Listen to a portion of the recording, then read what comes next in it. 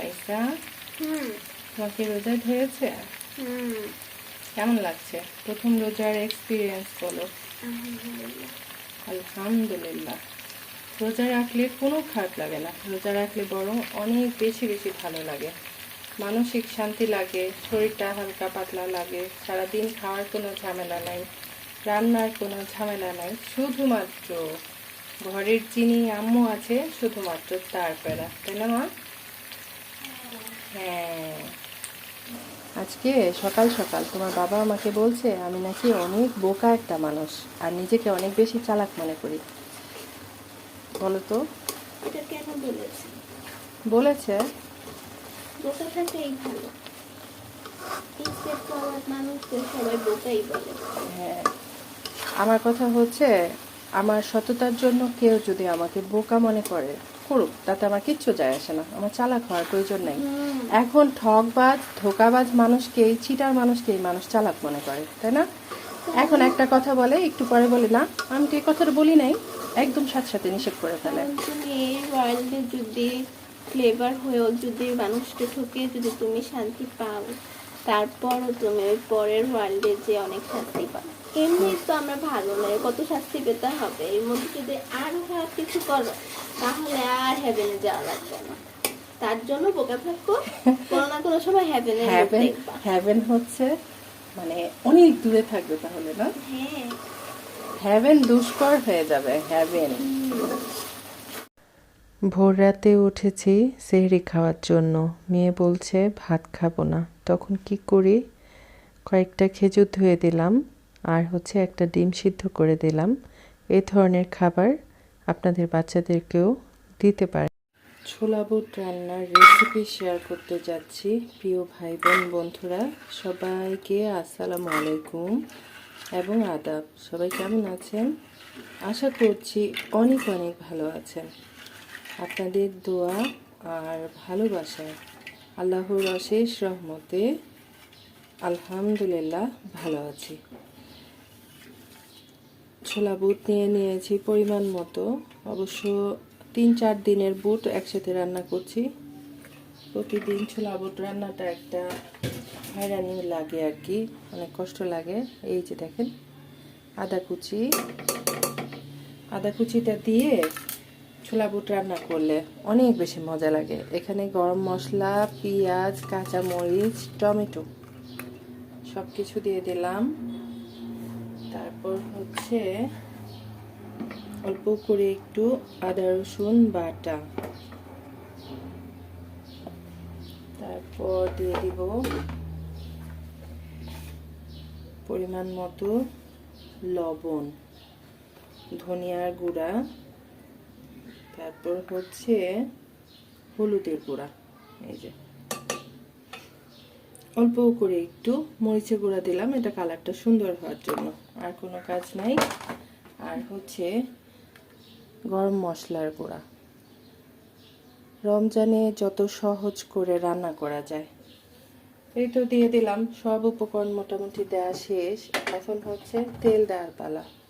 চুলাটা কিন্তু এখনো জ্বালাই দিই নাই, সব কিছু দিয়ে নাড়াচাড়া করে 1 কাপ পরিমাণ পানি দিব। তারপর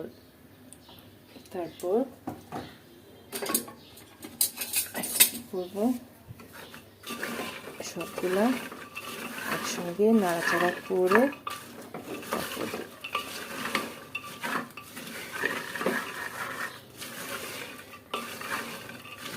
খুব বেশি পানি দিতে হবে না, যেহেতু প্রেসার কুকারে রান্না করছি। এই যে দেখেন, বাস একটু দেখাই, 2 কাপ পরিমাণ পানি দিলাম।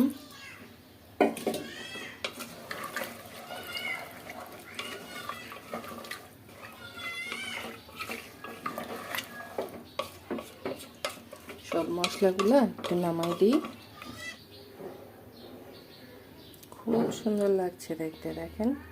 এই যে এখন জাস্ট চুলাটা জ্বালাই দিব, ঢাকনাটা লাগাই দিব, একদম অল্প আছে বসায় রাখবো কিছুক্ষণ, বাস রান্নাটা হয়ে যাবে।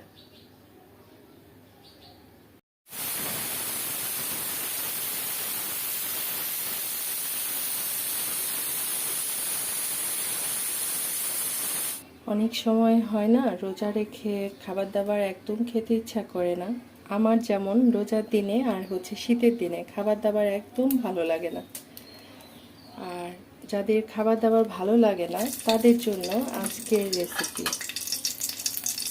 যারা টক মিষ্টি খাবার খেতে ভালোবাসেন, টক মিষ্টি ঝাল ঝাল, তাদের জন্য আজকে টমেটো চাটনি রেসিপি।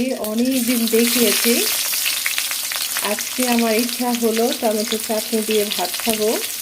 রোজা রাখলে আসলে অনেক কিছু খেতে ইচ্ছা করে, তাই না? তো সে কারণে আবারও চাটনি রান্না করে নিচ্ছি। পেঁয়াজ, রসুন, শুকনো মরিচ আর হচ্ছে কি যেন বলে, তেজপাতা, এগুলো একটু ভাজাভুজি করে তারপর আবার আসছি। যেহেতু রমজান মাস, একটু ছোট্ট করে ভিডিও শেয়ার করার চেষ্টা করব। কেমন? প্রিয় ভাই বোন বন্ধুরা যারা আমাকে শুনছেন বা দেখছেন, সবার কাছে বিনীত অনুরোধ থাকবে, অবশ্যই লাইক করবেন। রোজা রেখে ভিডিও করতে অনেক বেশি কষ্ট, সবার কষ্ট, যারা আমরা এখানে কাজ করছি। অতএব সবার জন্য অবশ্যই একটা লাইক হয়ে যাবে, তাই না? আর এই যে দেখেন লাল লাল টমেটো, এখনকার টমেটোর কালার কিন্তু অনেক সুন্দর।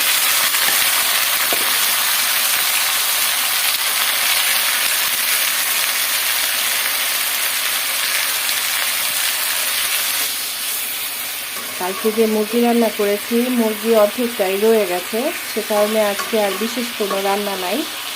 চাটনি, মুরগি আর ভর্তা তো করাই আছে। রোজার মধ্যে খাওয়ার জন্য অনেক কিছু লাগে না আসলে, তাই না?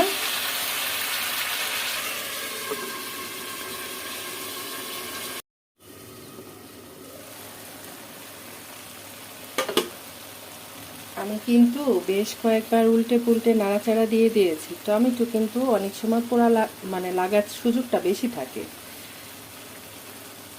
আমরা একটু মিষ্টিটা বেশি খেতে ভালোবাসি, সে কারণে মিষ্টির পরিমাণটা একটু বেশি দিলাম।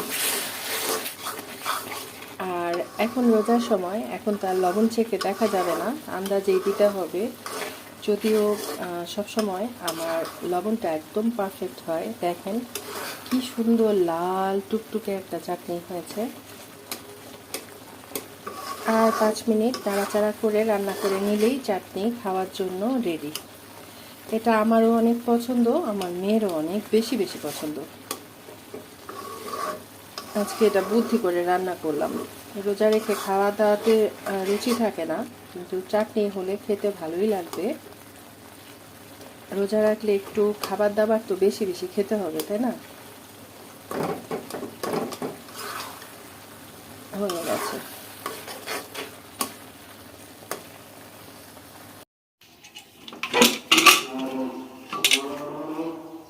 আচ্ছা, এখন কি হয়েছে? ওই যে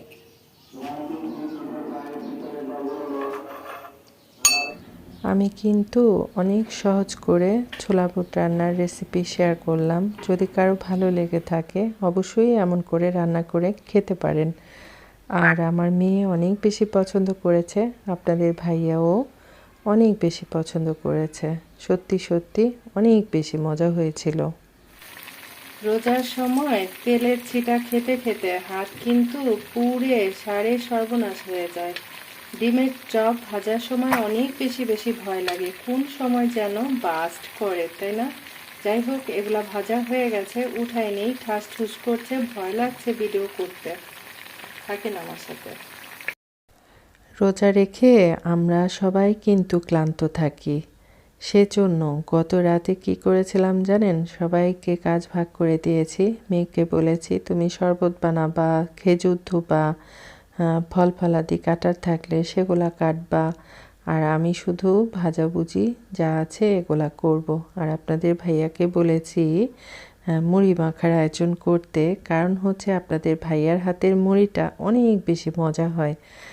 আর আজকের ইফতার আয়োজন আপনাদের সাথে খুব ছোট্ট করে শেয়ার করেছি। প্রিয় ভাই বোন বন্ধুরা, এখন পর্যন্ত কেউ যদি লাইক করতে ভুলে যান, বিনীত অনুরোধ থাকলো অবশ্যই লাইক করবেন।